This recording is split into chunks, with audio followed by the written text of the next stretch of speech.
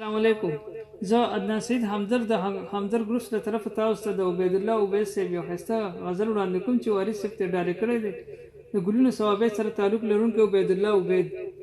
زما د نیمې خولې خبرې یې پوره ګڼلې، زما د نیمې خولې خبرې یې پوره ګڼلې، زما په خیال کې چې راغلی نو خغه راوړې، په تته ژبه چې بابا بابا کول به مې نو د خوشحالۍ نه یې چاربېته یا ټپه ویلې. ما چې پاپې په ځمکه کېښودې او ودرېدمه، ما چې پاپې په ځمکه کېښودې او ودرېدمه، هغه د ټولو مخکې بیا زما پېښې کولې. په لوېدو سره مې نوم په باتور خان بدل شو، څه چې ویل ما به هر څه کولې.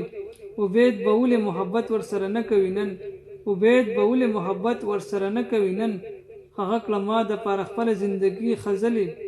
د همدرد ګروپس له طرفه تاسو ته د عبید الله عبید صاحب د ښایسته غزل مونږ راوړاندې کړو